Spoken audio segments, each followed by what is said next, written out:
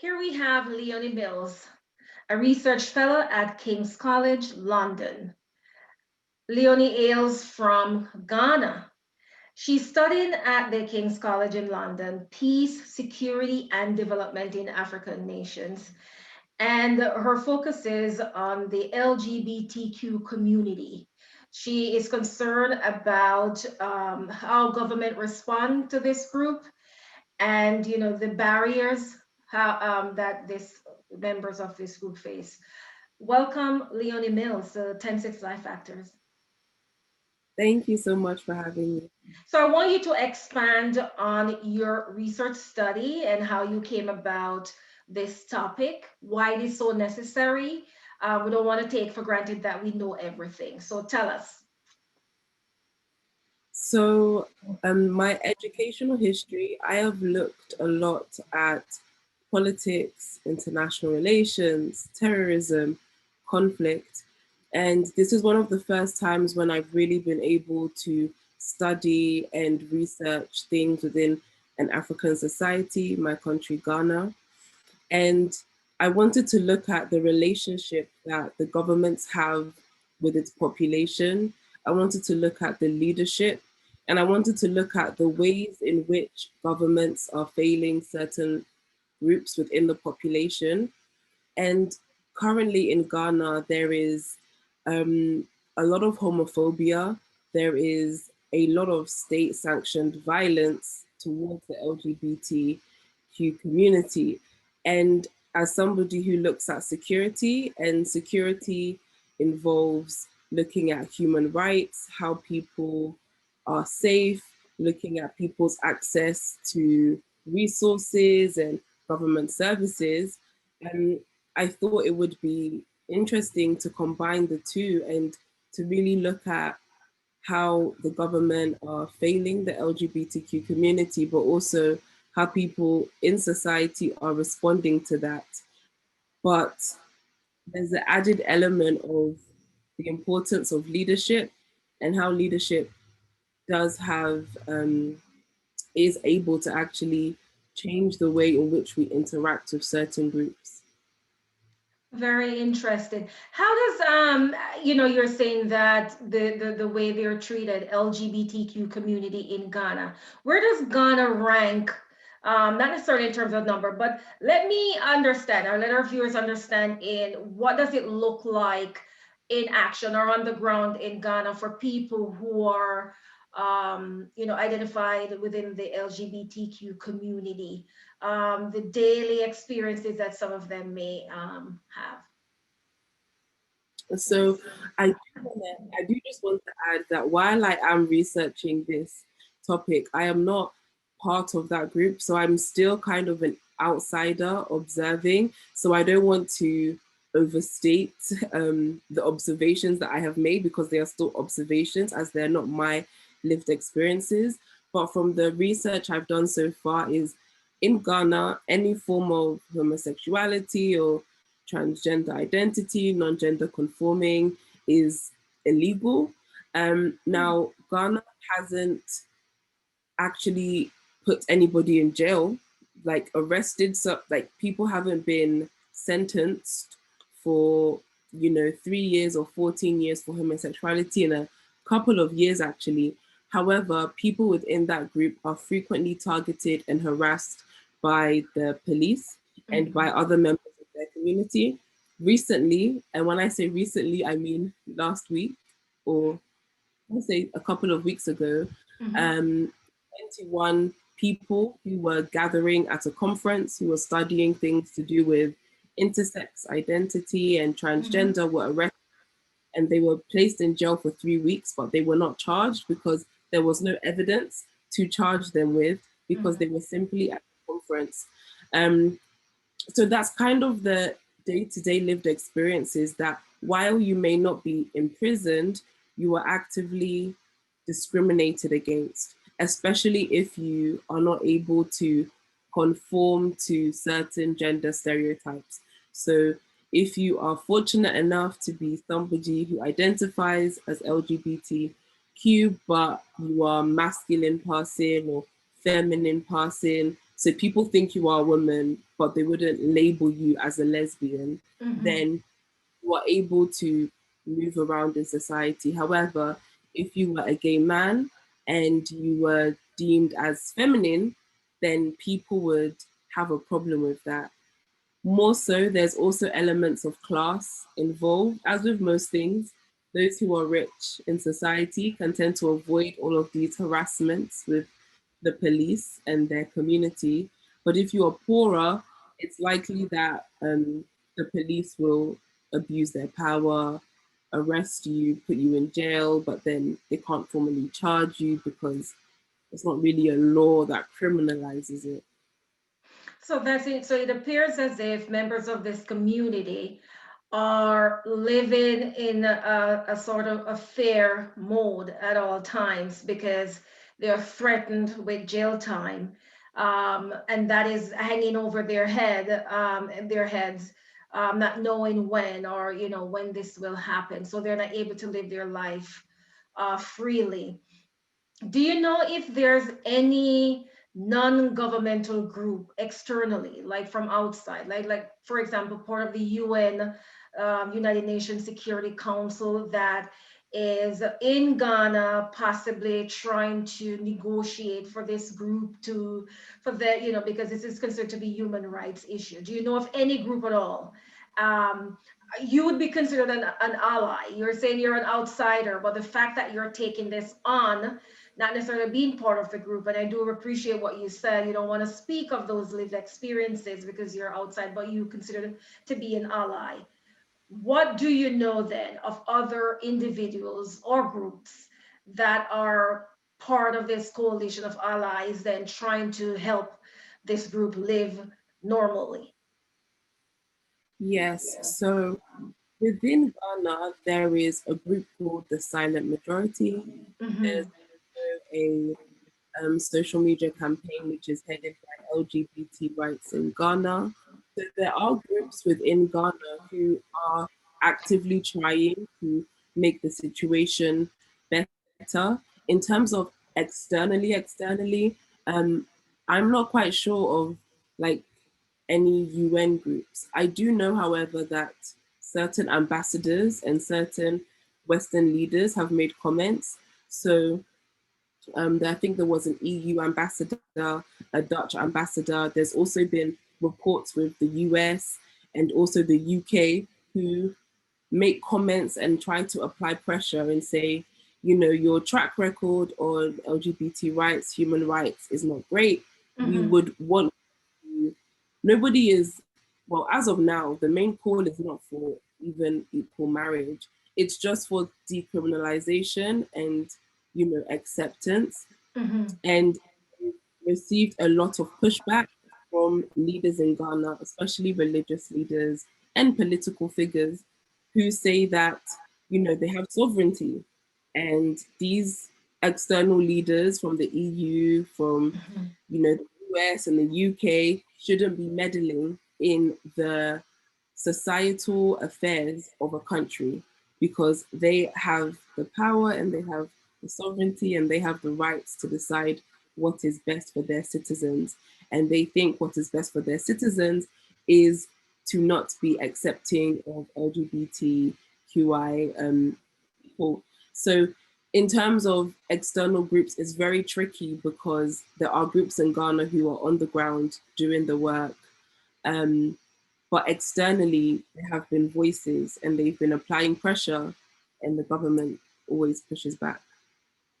Yes, and so I know it's within the right of the Ghana government to clout their power and say we have a right to manage our citizens the way that we do, because yes, of course, we have to be fair that in some of the other countries in the EU, like for example the US, the LGBTQ community in these countries are suffering equally or probably even worse. So it's as if with, for example, the US in terms of their status, their country status and their rank, they've gone down a bit. So some people say we can't listen to you anymore. You're not the leader of this free imagined world that we thought. Let me ask you this question about Ghana's economy, because sometimes when a country, for example, another country is kind of helping, a small country or middle income country in terms of their economy, there are certain strings attached. For example, human rights, how you treat your Mhm. people. We will do this for you if you do that. Is Ghana economy is so powerful that they don't need anyone or listen to anyone? What is happening there? Because some people may not see the connection. So this is something I am actually looking at as well. And so that a lot of countries, the US, the UK, EU, have made threats and said, if you do not shift, we are not going to invest or we are not Ah, going to do this aid. However, there has been little follow up. And hmm, while Ghana is not an economic powerhouse in any form, um, fortunately, Ghana is positioned as a peaceful country to do business in West Africa hmm. when compared to its other neighbors, such as Nigeria, Mali, and it's an English speaking country as well. So it attracts people who do want to like do business in Africa. So, for example, Twitter this last month announced that they're opening the African headquarters in Accra, Ghana. Hmm. So a lot of leaders and ambassadors have said that, Hmm. oh, if you don't budge, we're going to take action. We're going to cut aid. Ghana is actually in a very interesting position where if they don't budge, that means that those countries actually lose out on an entry point to Africa. They lose out on accessing one of the biggest cocoa markets, one of the most stable economies, Right. as well as having a young population that speaks and understands English as well. So it's it's an interesting tension because there's been threats, but there's been no follow up. There's been no follow-up. And you said, when I asked you what of some of these external powers may have done, you said it's mainly talk and no action. And that's very concerning. What do you hope to do with your research? I mean, are you in contact with a specific LGBTQ advocacy group in Ghana? What do you plan to do with the information that you gathered from this research? So as of right now, in the let's say the secondary research phase. So I'm doing a lot of online desk research. Hmm. I have to actually get ethical approval before like speaking to specific groups, but I do hope to do that Hmm. when I enter the second phase of research. I guess what I want is to one strengthen the support for these groups with a diaspora element. And I know that even if there are people outside of Ghana who Hmm. do want to support, and we've seen that. However, sometimes, support or amplifying is just the first step. We need to be able to build infrastructure. We need to be able to, to give money and to support. So I hope that with this research, I'll be able to capture a different element of how LGBTQ people are treated in Ghana, but also to connect people and to connect groups. And hopefully, there is a more diaspora people are actually aware of what is happening on the ground, because because I stay in Ghana now.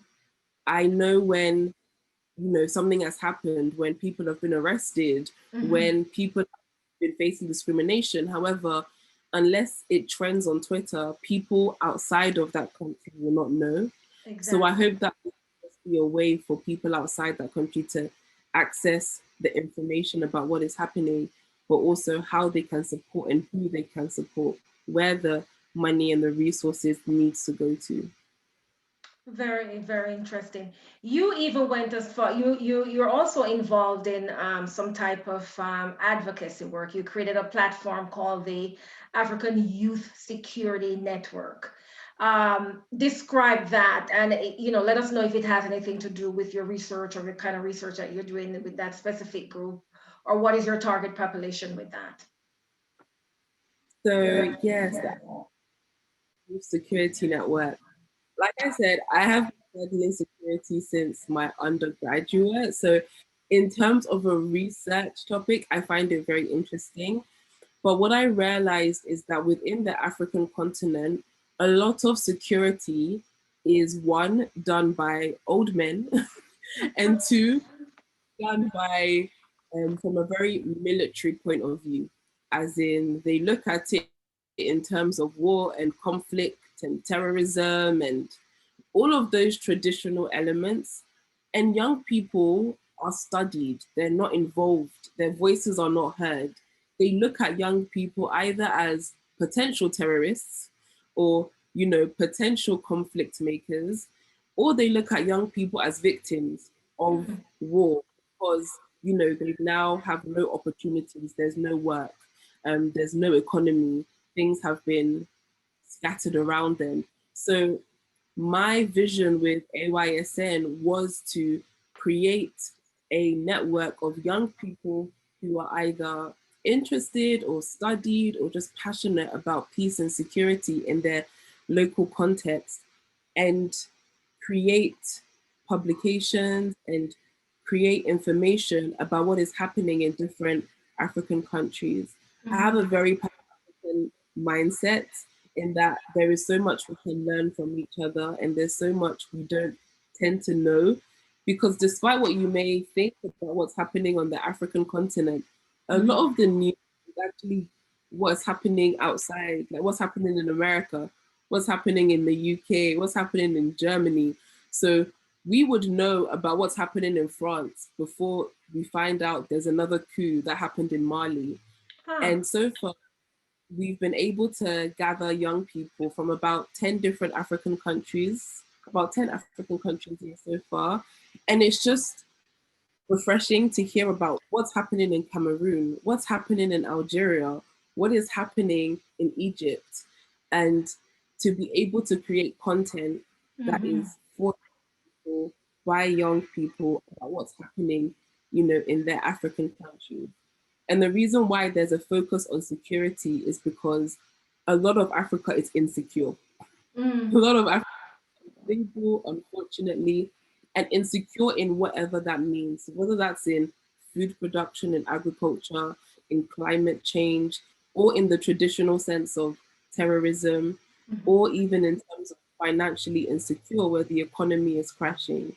So that was what the network was started for. And right now we're a very internal group. We talk amongst ourselves, we learn from one another. But the hope is that we're able to create things which would educate people in the long term and kind of shift the narrative and center young people in the narrative. So the information that is as if it's an aggregate of information from all these different nations, and where is it deposited? Where do you place so that it's accessible? Because I'm curious now as to, you're right, you know, where can you find this information? If it's not in the social media platform somewhere, or if somebody's not deliberately placing it there, we don't know what is happening. So how do you take this information and deposit it? So we do have and we do have as well. So our website, the long form, the articles that delve into a topic, whether that's about the role of gender and security, or that's looking at political violence in Ghana. On our website, you can read the long form stuff. And on our Instagram page and our LinkedIn page, that's where we share the short form kind of content. One of our main pieces is called Politics in a Post, where we condense a political problem or security issue into short posts so that anybody can read it. We also share concepts so that sometimes we have the news, but we don't understand it because they're using language we don't understand. So we explain some of these concepts that people use when speaking about security, peace, Africa, insecurity, economy, Mhm. so that people like, oh, so when they're referring to security, they don't mean just like watching something, but they're talking about someone's finances, they're talking about how safe they feel, they're speaking about how easy it is to do business in the country, all of those kinds of things that people at high level just assume people know. Right. And we want to make sure that you don't have to have studied politics or international relations to know what is happening in your own country. Mhm. That's a big problem. um, they just think that you have to have a certain level of education before you should understand what's happening, but you're living through it, and you need to be able to have the language to decipher what the people in power are saying. And so if you need to push back and say, actually, you know, we're not secure. Ghana is not peaceful. We're feeling insecure. You now have the language to say that so that they understand it.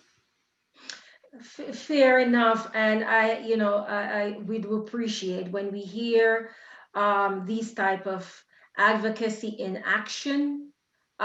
We appreciate it so much, especially when you say you're getting young people, so you're seeing the difference and the generational differences. It's not the way that the perspective of the older generation versus the perspective of the younger generation, and how we need to pass on information and clarify and analyze information for each other. But let me ask you this. I know a lot of times when you're, say, living in the diaspora, within the Jamaican diaspora, the Caribbean diaspora in the United States, for example, or say when you're studying London and you're part of the African diaspora in England, um, we tend to want to look at our own country and kind of do some, a comparative analysis. In, for example, human rights issue, the economy, modernization, government role, those type of things. And we are looking at the national level. But then with the information, then, for example, with what you're doing, when you're getting having these advocates in different countries, kind of taking information, piecing it together. Are you seeing the themes, similar themes across the different nation where it is safe to say you can conclude then from all the information gathered that maybe it's not just my country, maybe it's not just a national issue, what we're dealing with is a global issue. And so maybe when we're beating up on our country's government, when we're beating up on, say, a certain groups, we should look broader, at, say, a global level and say, wow, what is this? What is happening in this world versus, say, what is happening in my country? What do you think about that type of theoretical approach using a global perspective? What do you think? Yeah, I totally agree that there are themes which are similar in a lot of different countries, and there are global issues. I think one of the major global issues is capitalism and white supremacy that has basically forced everybody to think that there's only one right way to do an economy or to structure a society. Um, I think that I've actually gone the opposite. I used to be very global and international in my thinking, and I Mhm. felt that I had to narrow down because while we can make those connections and links, if I wanted to help people on the ground and listen to people on the ground, I needed to zoom. I needed to zoom all the way in. It wasn't just Africa, West Africa, Ghana. It was like I had to be on the ground. I had to listen to what people were saying. And unfortunately, people on the ground or who are suffering the most Mhm. don't really have the capacity or the time to think about it in an international Yeah. mindset because they're like, my immediate needs are not being met. So Mhm. what I found that was really useful is basically one ear in and out. So I need to always be listening to people on the ground because I never want to be so global that I assume things on their behalf. I need to understand what they need. I may think that capitalism is horrible, but they might be like, I want to be a capitalist. I want to be able to earn money for my family because the government is not going to help. So, how do I do that? Entrepreneurship. So, I need to be always listening on the ground, but also to maintain those international and global links, which is why the network is so important for me because it does serve as a reminder that our issues are interconnected, our struggles are combined, Mhm. and unfortunately, we are all suffering the same fate. Um, we're all suffering under the same oppressive systems. And that's how we learn. And it's like, okay, so what happened in Algeria that worked? Can I apply that to Ghana? So what happened in Mali and Cameroon? Does that work? Will that work? Actually, no, because you guys were colonized by the French. So your culture is different. And I now need to adjust my approach. So definitely an international and global mindset is definitely needed, but I never want to lose focus and to stop listening to those on the ground who are actually like immediately in need. Fair enough. Thank you so much for that. So, with all of that said, and you can take this in any direction that you want, what are your greatest concerns then about, life? Yes, you're looking at things happening globally. You're looking at things happening locally. What are your greatest concerns about what you're observing um, in life, in the world, in Ghana, in England, wherever? I have many concerns, fortunately. I will start with socially, the way we see ourselves. Anti-blackness and white supremacy is a big, it bothers me in every Ah. country. Okay, America, Ghana, Africa, it bothers me. The Caribbean, it bothers me. Asia, it bothers me everywhere. I Mhm. find it distressing that no matter where Black people go or darker skinned people go, they are marginalized and oppressed. Mhm. And it bothers me more so when I meet like different African, like people of African descent or different darker skinned people, and they have a lower view of themselves because that's what they have been told, and Mhm. that's what related to them. That the fate they are living, they believe that they deserve it.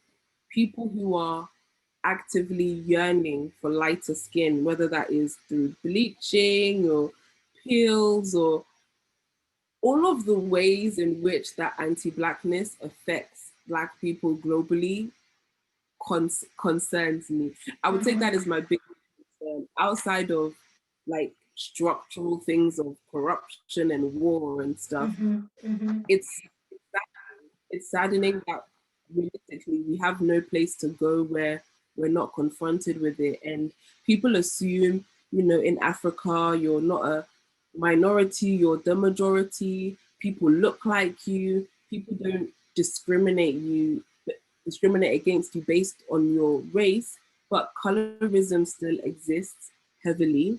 Mhm. And people have internalized that whiteness is better, that whiteness is good, whiteness is more knowledgeable, whiteness is more trustworthy, whiteness is more coherent, that it's mind-boggling. I don't even know how one tackles that, but Mhm. that anti-blackness is my biggest concern because I see how it's a roadblock because they have equated morality with whiteness. They Oh have yes. and that is the fundamental issue. To be Mhm. good is white, to be bad is Black. Mhm.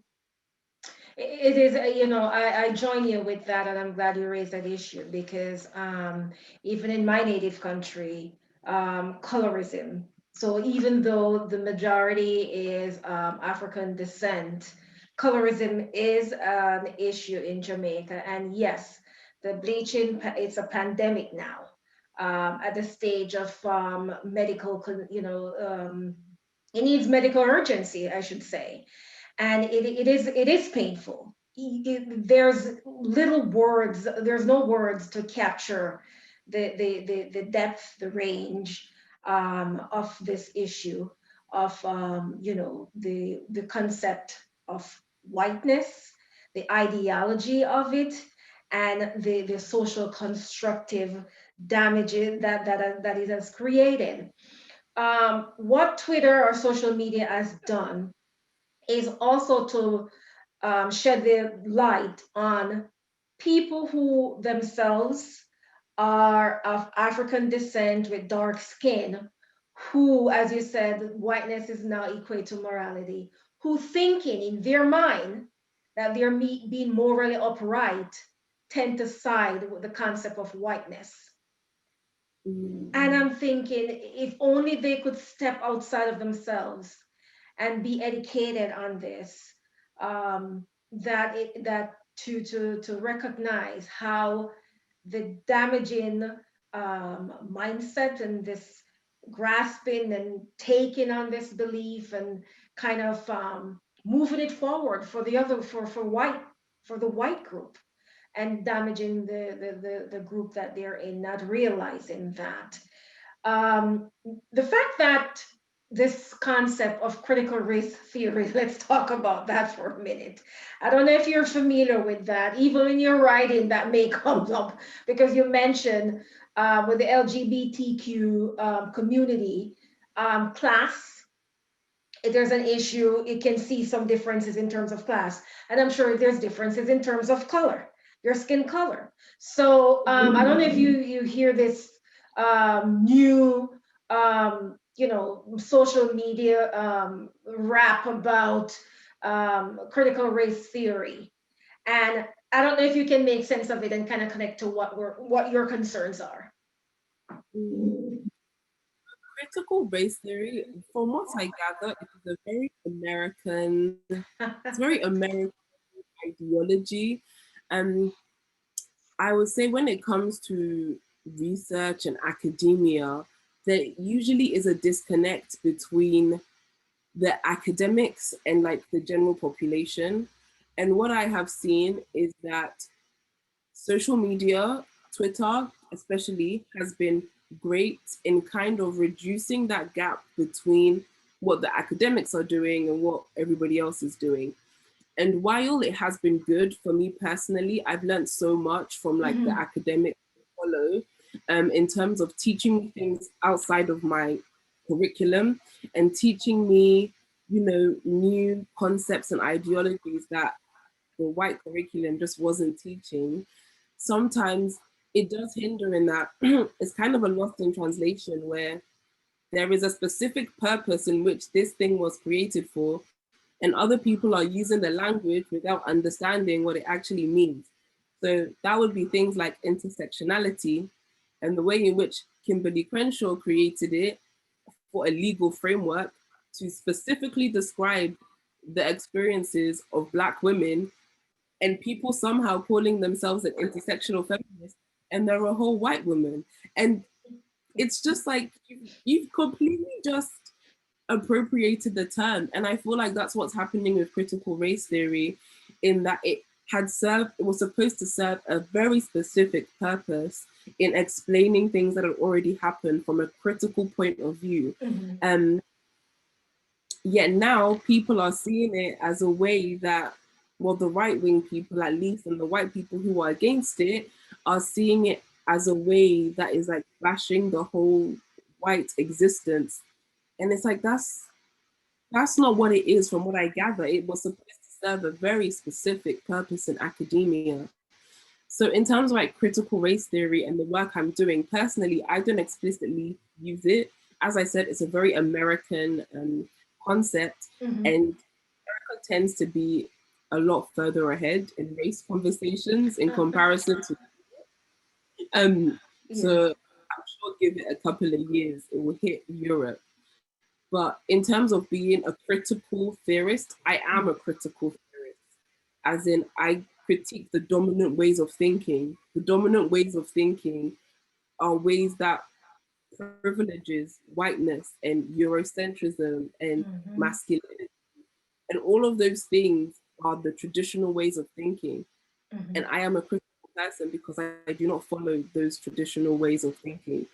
Um, but I just feel like critical race theory, people are scaremongering in terms of what it's going to do. And I'm glad you explained it that way. It is so simple. So because I said to someone, I said, okay, think of it this way. Remove the concept of race from between those that theory and simply say critical theory, and it will make sense to you. And then I want you to use critical theory to talk about gender, to talk about race, to talk about the government. That's exactly so. It's a way. I think that's the word race in between critical and theory, and that's what they're using. And the interesting thing about the arguments is that they're using. Remember, when you talk about anti-blackness, they're using people within the black diaspora or just African American, African people to fight against the theory. I don't know if you've seen any of that, and then they're coming out and say, oh, I am not oppressed. I am not downtrodden. You're not going to make me feel as if I can't help myself. And that is what they're using it to kind of confuse. It's creating this confusion around what being a critical thinker is, because that's really what it is, a critical thinker. And I like the way you put it. You want to be critical of the dominant group. You want to be critical of Eurocentric approach to even the curriculum that we're studying. We want to be critical of the English language and the way that it shapes our thinking and our meaning, right? So that's your concerns are many other people's concern, including mine. And as you said, there are so many that, but this one is on the list that we can't even, have the time or the energy or the room to kind of cover. To care about other people's concern, to care about people and the life they lead, their freedom, their security, um, is to be guided by something even more, or someone, or something even more powerful. What is that for you? What is your moral compass? What is your guide to put you into this mindset where you become so selfless in thinking, well, I need to care about a group. I'm not part of that group, but I see their struggles and I want to do something to make a difference. What is that guide? What is guiding? What is the guiding force is there for you? So my guiding force in life is that I am a Christian, and I feel that one of the gifts I would say that I I have been blessed with some kind of is, I would say, which has been described as mercy, but I would also slash empathy.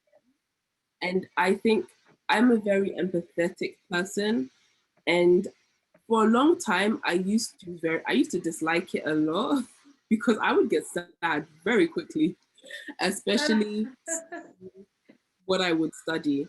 I'm always studying things like war, terrorism, people are dying, people are downtrodden, people are poor. And in my classes, I would realize that I would have more of a reaction than other people. Like, other people were able to, like, this is the topic, we're reading, study it. I'm doing my assignments and I'm crying. um, and I think I think it was 2018 or 2019 when I was at a Christian like weekend away with young people, and somebody was praying for me, and I was like trying to understand what this whole thing was, and she was like, "You've been blessed with like mercy. You have mercy on people. You you just want to help people." Mhm. And just putting that in my mind that it's not a weakness to, Mhm. you know, to empathize with people and to sympathize with people. But putting it in my mind that that's my purpose, like that is my purpose, and nobody is outside of that remit.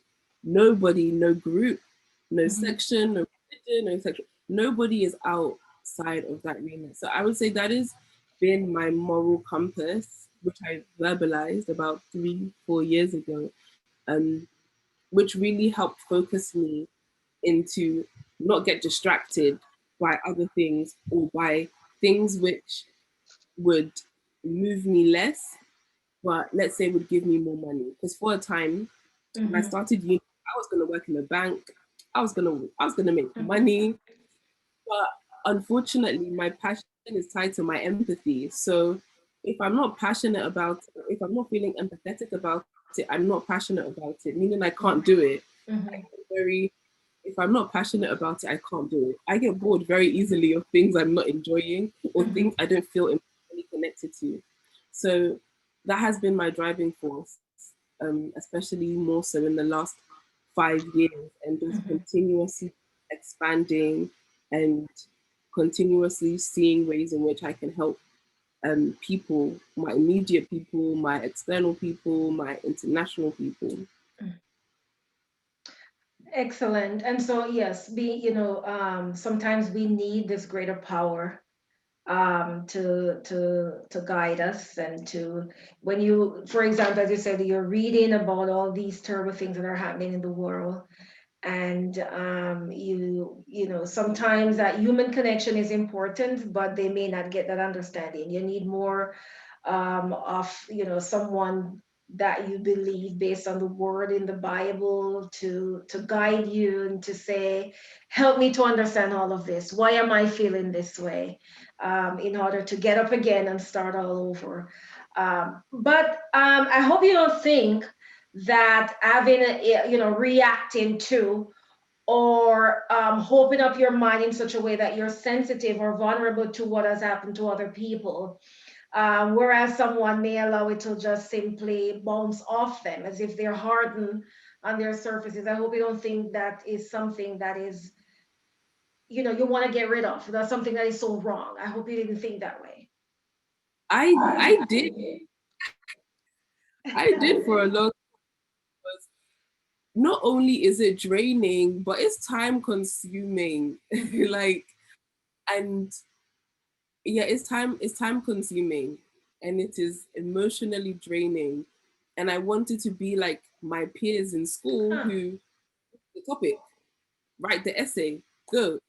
I have to, I'm reading, I'm crying, I'm crying, I'm writing, I'm crying. It was just, it's a very laborious process, which Mm-hmm. I mean, looking back, I was a lot younger. I just wanted to get my degree and like get it over and done with. Now I have found better coping mechanisms. Mm-hmm. I don't want to be desensitized. I don't ever want to be desensitized now. I don't Yes. want to ever let these things be normal to me. I don't want to accept injustice. Good. I don't want it to bounce off me. So yeah, I had to go through that learning process because I saw it as a hindrance, I would say, to Mm-hmm. my degree. It was just time consuming. But now I realize life is more than your degree. Life Mm-hmm. is the impact, the connections, the relationships you make. So I would never want to give that up now. But in the past, I did. And these things are what moves you to to create your platform and to situate yourself to know okay, after my degree this is what I'm going to do. It's not just for you to be as you use the word desensitized to it, because then the connection is not going to be there. Sometimes you really have to learn how to walk in other people's shoes to feel what they're feeling in order to make sense of it. So yes, you may not have gone through it, but you're so close to the information, you're close to the experiences that you can feel it, that you can be the voice for the voiceless within that are suffering, right?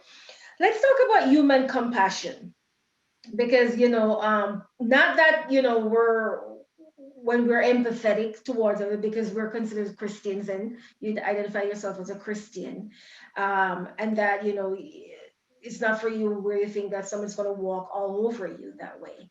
But human compassion is part of being empathetic. Human compassion is part of the advocacy work that you're doing. But how far should this go? What is your range or your value function when it comes to human compassion? Some people may get help and they may not necessarily receive it the way other people do, and they keep making the same mistakes over and over. So it could be said some people cannot be helped. So answer this Mhm. question based on this context of how far should human compassion go? I think human can go as far as the person is able to go to. Um, it is very much dependent on the individual, on the group, on the organization. Mm-hmm. Um, Believing that some people are, you know, the unredeemable, that doesn't exist in Christianity for, let's say, for God. But as an individual, as a human, that definitely exists. My compassion, I recognize my compassion is not unlimited. My compassion is not endless because I am not God. Um, but all because my compassion is not unlimited, it doesn't mean that I will not help until a point where I believe that, I've tried and tried and tried and tried and tried, but Mm-hmm. it gets to a point where I have to stop for my own self care. Or, and I know that with the way that I am, I will never leave anybody without some sort of help.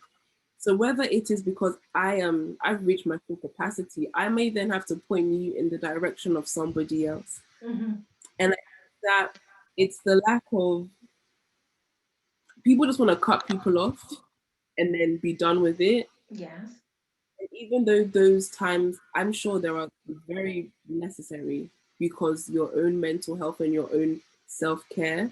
But Mm-hmm. if you can say, you know what, when you're ready to move forward, speak to this person, speak to this organization, but I'm going to take a step back. And I feel that's what I have had to learn to do because I'm just like, let's just go and do it. I'll just go and do it. I'm just like, let's Yeah. just go. Let's just get it done. But that's not sustainable because there are real life problems, like, and there's energy and there is mental health. And at a point at university, I had to go to therapy because of the amount of things I was doing, but also the things I was studying. Everything compounded was too much for me to handle. And I didn't realize how much of a burden I was taking on. But in doing that, I now know the process of, okay, I recognize I'm reaching my capacity. What do I do next? Do I Mm-hmm. pass this to somebody else? Or do I just take a break and say I'll come back? So I feel like in terms of compassion, it is very dependent. Everybody has different levels. I recognize that. I recognize not everybody is going to be as passionate about something as I am, and Mm-hmm. I might not be passionate about something as somebody else. However, being sympathetic and being empathetic are like just small ways that we can try to understand each other better, but Mm-hmm. also making sure that if something is out of your capacity to pass them on to somebody else, um, so that people are not just left by the wayside to fend for themselves. How do you come to grips then with being a Christian? Because if in Ghana there are certain policies and laws and that exist, and I'm going to go back to say your topic, your focus on the LGBTQ population, for example. And you mentioned that some of the policies are driven through religious ideology. How do you does being a Christian and being an LGBTQ ally, how do those two coexist? And how does it manifest in terms of the principles against homosexuality in Ghana and in the Christian church, for example, or even in Muslim mosque? What does it look like in the church community or in the religious community in terms of managing members who may have family members or managing the LGBTQ population within those communities in Ghana? How does the two coexist? So I would say in Ghana, it's a lot more difficult because Ghana is a deeply religious and conservative um, country, and Mm-hmm. because of that, it is very hard to openly support people in certain spaces. Mm-hmm. However, personally, I feel the way in which I have reconciled it is because of the empathy and the mercy that I do possess, and seeing people in need and wanting to help people, because it's not just that, oh, homosexuality is illegal. It's the abuse, it's the stereotyping, it's the harassment, it's the unlawful arresting, it's the barriers that people face from getting employment and accessing services. It's all of those things combined, which is inherently not godly.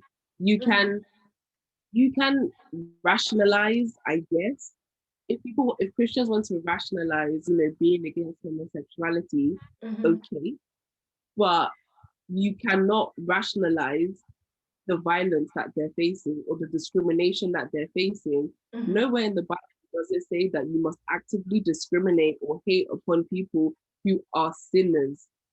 Um, and the the thing for me that I think really solidified my viewpoint is the fact that all sin is equal. But however, people just really focusing on the homosexuality aspects, like that's the only sin, when literally people are doing adultery, people are stealing government funds, you are Mm-hmm. stealing from your congregation, yet there's just not the same energy. Mm-hmm. So, I mean, me personally, growing up, I was very much taught that mindset of, homosexuality is bad, it's a sin, da da da. Right. But I was never taught, oh yeah, discriminate against them. They deserve to be put in prison. They deserve to be, they deserve to be harassed. That doesn't make any sense to me, even from a Mm-hmm. Christian point. However, I recognize in Ghana, it does make sense to a lot of people because they think that it's deserving. Their crime of being homosexual is deserving of jail. It Mm-hmm. threatens the family. It threatens society, and we haven't even got to a space where we can discuss the other things which Mm-hmm. are outside of homosexuality, but still part of the LGBTQI community. So there are things, people who are asexual, people who are intersex, people who are transgender, Mm-hmm. who it's not biblically wrong to be asexual. It's not biblically wrong to be genetically born with who, as both male and female. Yeah. However, they still discrimination. So Mm-hmm. it's not godly. It's just human discrimination. Yes. And so, yeah, me personally, I mean, it took a couple of years, but we got there. But a lot of people in Ghana, they're still very much of the mindset that not only is it a sin, but they deserve Mm-hmm. the violence and the prison and the discrimination that is afforded to them, which is incredibly disappointing and sad. Do they preach fire and brimstone on homosexuality in the church? Is that part of their sermon in some of these churches where preachers are on the pulpit and raining down chastisement on this group? Do they do that? So I'm gonna say not because I'm not gonna say all churches. Um, I'm gonna say there are still a few which do preach those kinds of sentiments.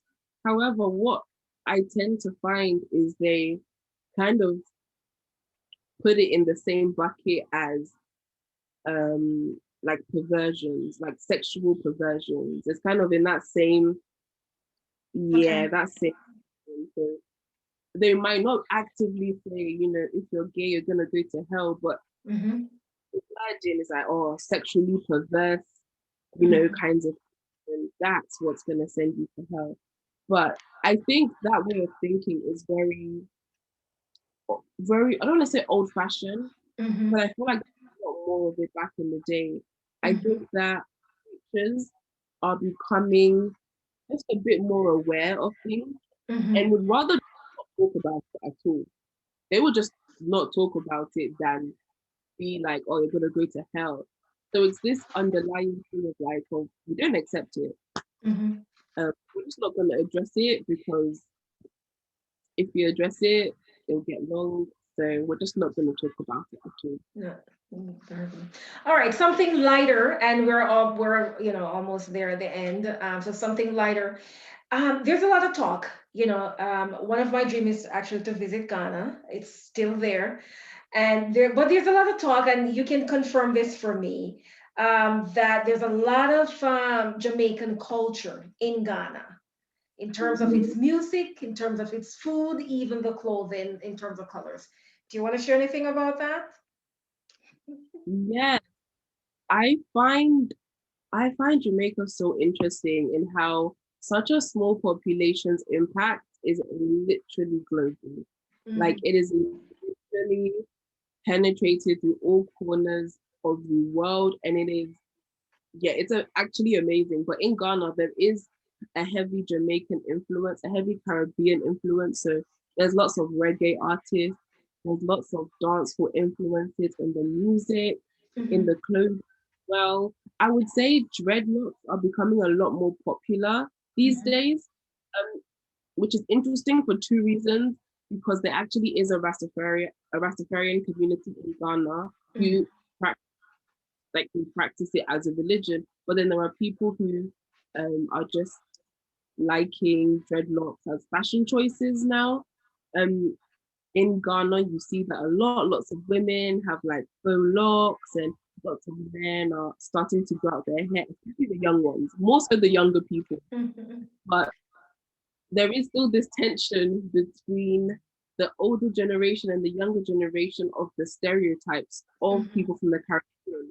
So it comes with the good and the bad. It's like we enjoy your music and your hair and the culture, but there's still these negative stereotypes about drug uses and your personality type if you have dreadlocks. Mm-hmm. So I would say all of those things come as a package, unfortunately. But I mean, if you come to Ghana, you will definitely see people with dreadlocks. You see people from the Rastafarian community, and you will hear reggae and dancehall casually on the radio.